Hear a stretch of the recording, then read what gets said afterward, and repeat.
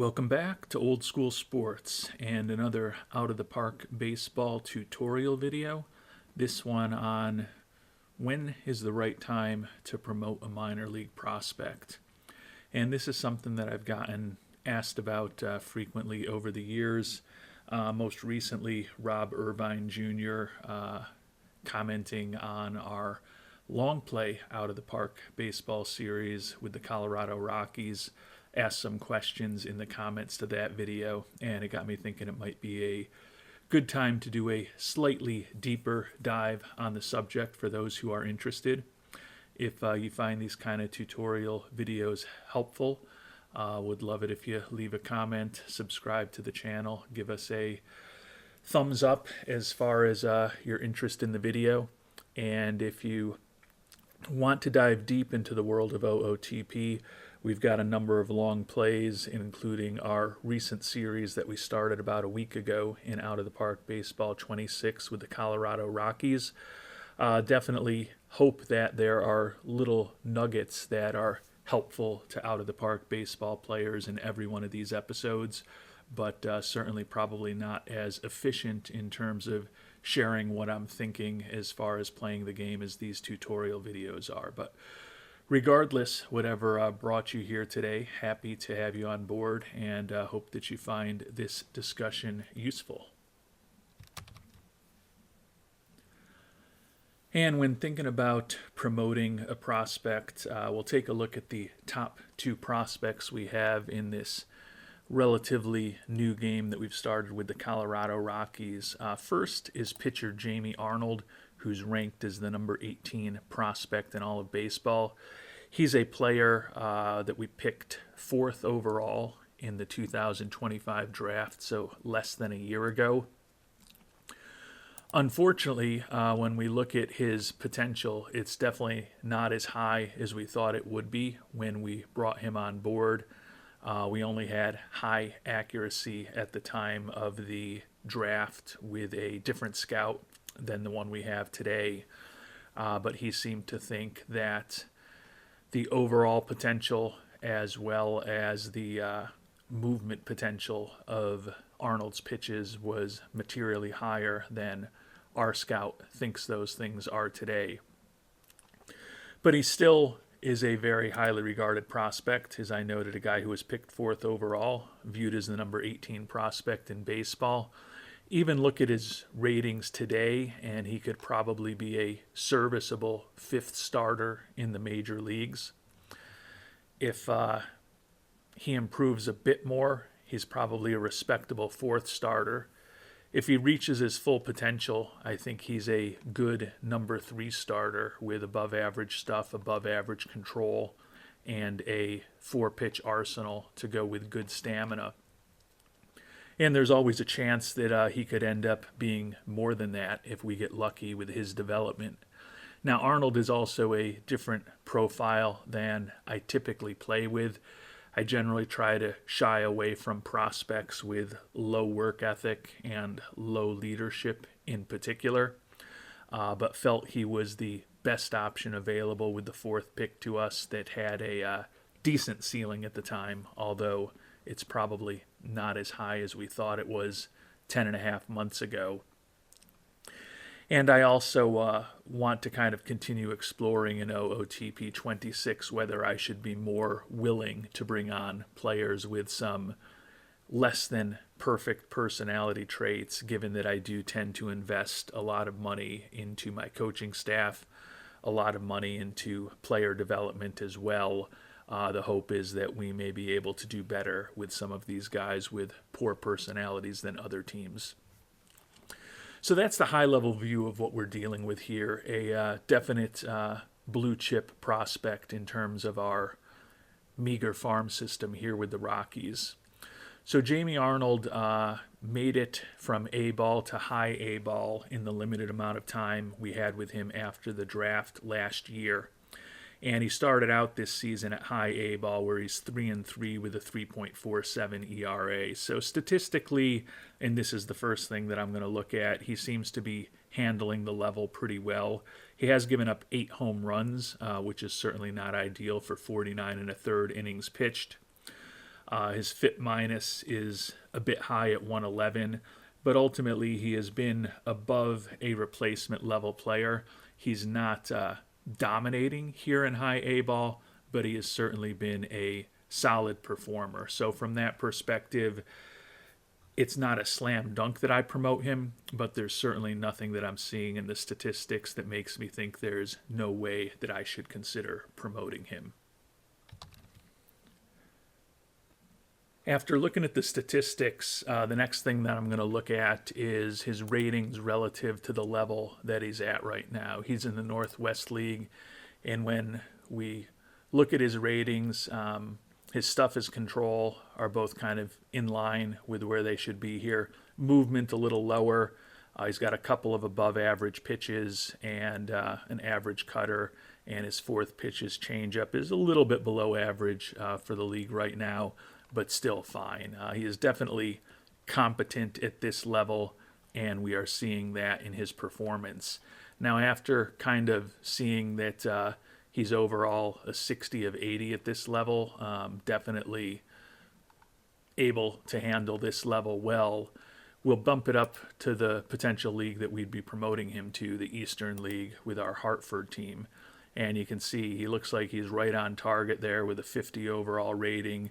His stuff and his control are both average for the level, still has that same 4-pitch arsenal. Don't think that he'll necessarily dominate in Double-A, but I also would not be scared to promote a guy with these kind of pitching ratings relative to the league that he's going up to.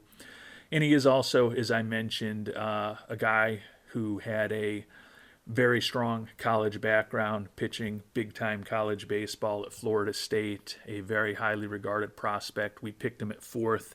I believe he was supposed to go around 11th in the mock draft, so certainly was projected to be a relatively high first-round pick. And he's also 22 years old. If we were looking at Jamie Arnold and he was 20 years old with these kind of ratings, I might be a little reticent to promote him up to Double-A, where he's going to be potentially playing against guys with significant major league experience and players who are truly men rather than in some of the lower levels of the minors where not everyone is going to kind of have that type of man strength that he's going to be competing against. But when I think about what he's done on the field this year, how his ratings look to his current level, how his ratings look to the prospective level, and also the age of Jamie Arnold, don't see anything that's a red flag to me as far as promoting him. But there's other things I'll consider and look at as well. We can see that his morale is unhappy. So when we click through to see popularity and morale, he is very unhappy with the team record. So checking on our organization, the team that he's on, the Spokane Indians, is 17-22, so a .436 winning percentage, which isn't horrible, quite honestly. It's the least successful team in our organization. Our other 4 minor league teams that have started their seasons are above 500. But 17-22 is not disastrous. What that kind of tells me is that perhaps Arnold is a player who is very focused on winning and gets very upset when he loses at anything, which is not necessarily a bad thing, although you certainly want players on the team who are going to win. But if it affects their morale that much when they're a few games under 500, it's probably not ideal. That being said, would rather have a guy who prefers to win than one who does not. The other thing, though, that it could be is that, as we mentioned, he's got some negative personality traits, and sometimes the way that the negative personality traits kind of work is that the players' morale is not always going to be as good. They're going to find something to be negative about. With Arnold, it could be a combination of he really wants to win, and it could be a combination of some of the personality traits just making him have a little bit of a bad attitude. But regardless, he's unhappy right now because the team is losing. So when we go back and we think about where we potentially might be promoting him, the Hartford team is above 500 right now. So perhaps being on a team that's winning a bit more frequently than they are in Spokane would be something that would help his morale improve a bit. So another reason to consider moving him up a level. A very marginal reason, but still something that I would think about. And a final thing that I factor into my decision making when thinking about promotions of players is who's going to be coaching them. And in the case of a pitcher like Arnold, I'm going to be most concerned with their relationship with the manager and the pitching coach. So if we take a look at the high A pitching coach, Ricky Bones, and his relationships with the team, he's got a good relationship with Jamie Arnold, which is good to see. Bones is also good teaching pitching, good with development, and good with mechanics. So we think that Arnold's in pretty good hands right now with Ricky Bones.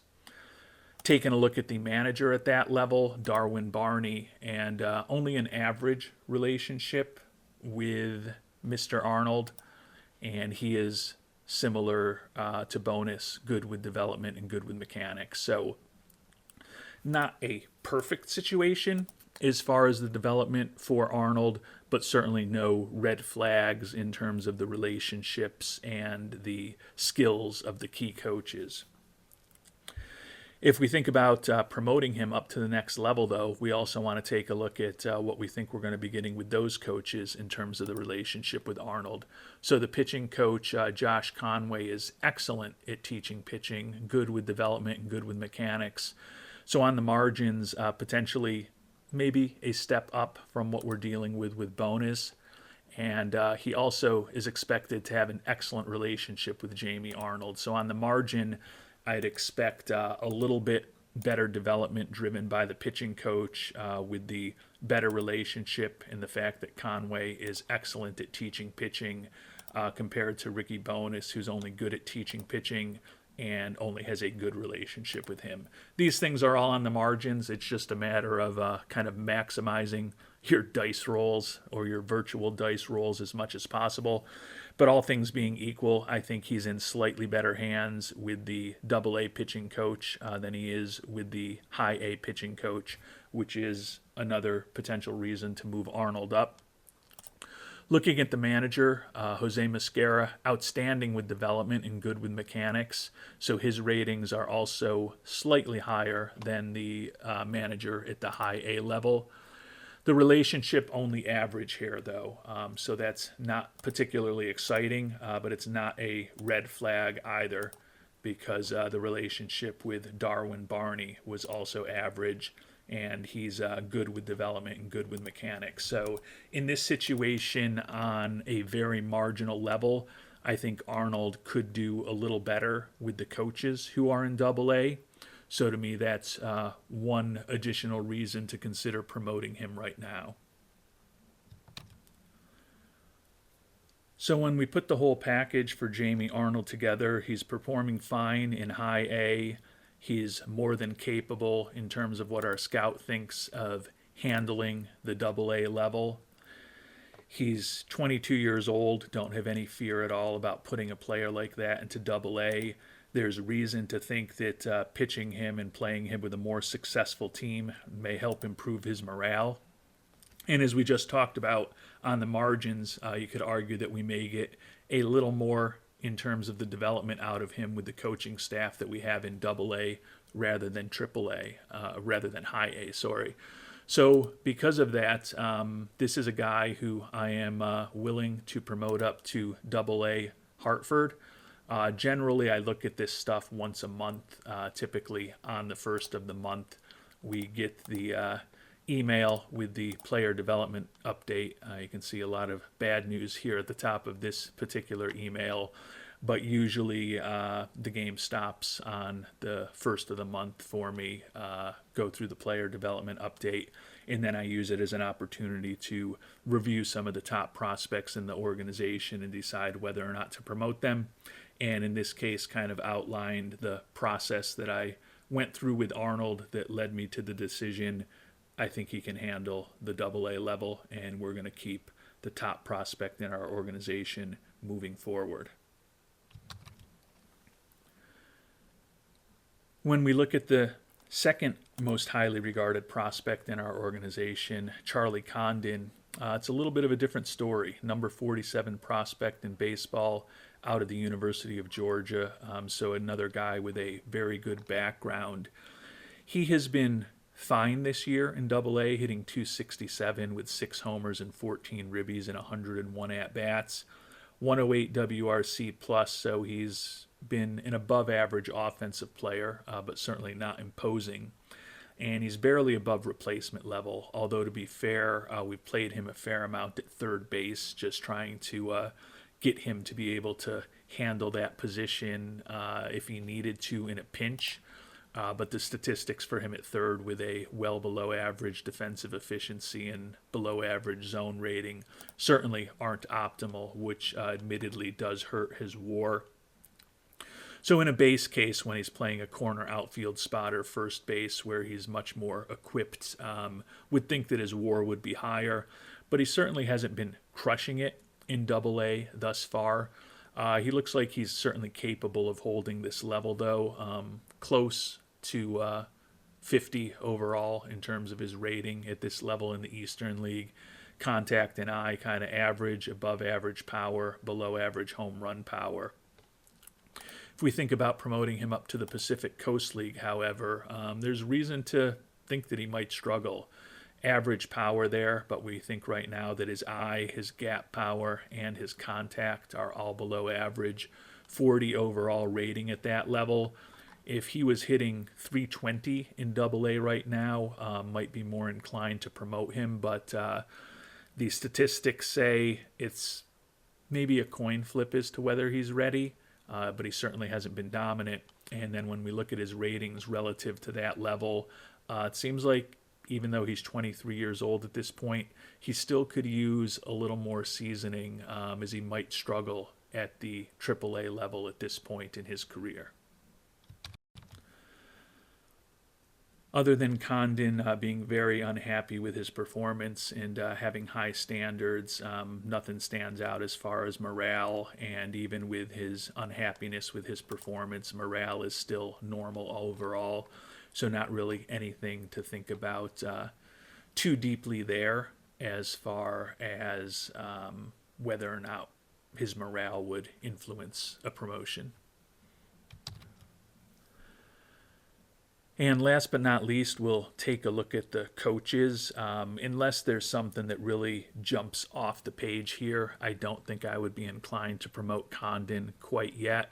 Doesn't looking at his ratings, that he's quite ready to handle AAA, and he's just kind of getting by in Double-A at this point. So I think he could certainly use the seasoning there. But want to check in on the coaches just to be sure. With a position player, we're going to still care about the manager, but we're going to focus on the hitting coach rather than the pitching coach already. Looking at the hitting coach and his relationships with the Hartford Yard Dogs.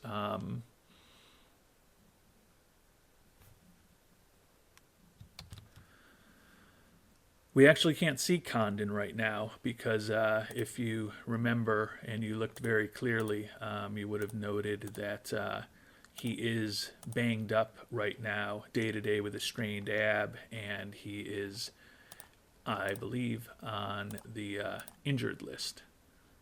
Yeah, so he's not going to show up on the team. So obviously you should understand the methodology because I went through it not that long ago, and it was much more relevant to Mr. Arnold since we're likely not going to promote him. So we won't know the relationships, but we've got good coaches here.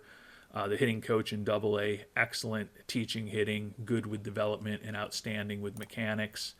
If we promote up to AAA, though, legendary in teaching hitting, outstanding with development, and excellent with mechanics. So we arguably have a better hitting coach in AAA than we do in Double-A. DeMonte overall expected to have good relationships, although there can certainly be some variability there. Doesn't mean a guarantee that it'll be good with Condon. Miles Hardy, only average relationships. So again, no guarantees that things are better with Condon in AAA as opposed to AA. But looking at the numbers on the margin, might want to promote him to AAA. Looking at the managers, Jose Mascara has average relationships also. He's outstanding with development and good with mechanics. Taking a look at our AAA manager, Joe Lantrip, he is only average with his relationships as well, outstanding with development and excellent with mechanics. So not necessarily any huge differences among the managers. I think the hitting coach in AAA is a little bit better. Once Mr. Condon is healthy again, we would be able to, as we move forward, see his specific relationships. On the margin, there's an argument that the hitting coach, particular in AAA, may boost his development a little bit. So I would think with a guy like Condon, probably keep him down at this level for another month. Hopefully maybe he gets the batting average up 10 or 15 points over this next month, gets the WRC plus, gets his WAR up by playing a position defensively that he's much more capable of, and maybe also improves his ability to handle that AAA level a bit over the next month, at which time we'd revisit whether or not we're ready to promote Charlie Condon. Definitely a marginal situation, though, when I look at what I think he's going to do in the PCL, and given that he certainly hasn't been dominating AA, my inclination would be to keep a guy like Condon at that level for at least one more month. And there you go. I'm not claiming to have all the answers, but those are some of the things that I will consider when thinking about promoting a player to the next level in the minors and out of the park baseball. Obviously a similar exercise whether you're thinking about promoting somebody from the rookie league to A-ball or from AAA up to the majors. Think about how they're performing at the current level, what their ratings look like at the current level to the proposed level. Are there any personality factors that could influence? Is the player old enough and a highly regarded enough prospect that you think he's got the experience to handle that more challenging level at this level of maturity? And last but not least, are there any big differences in the coaching staffs between those levels? And just as importantly as the ability of the coaches, are there any differences in the relationships that we expect those coaches to have with the different players? And I think if you consider all of those different factors, you'll be making your minor league promotion decisions similar to the way that I make them, for good or for bad. One thing that I don't necessarily care all that much about are the green up arrows and the red down arrows. I will use those as a clue from time to time. Can be a factor that if it's a total coin flip in terms of what I think, that a green promotion arrow might indicate, all right, well, the game's telling me they think the guy's ready to go, so I'm going to move him up the next level. But those typically are not going to be a huge factor in my decision making, for better or worse. Until our next episode, thanks so much for watching, and hope you have a great day.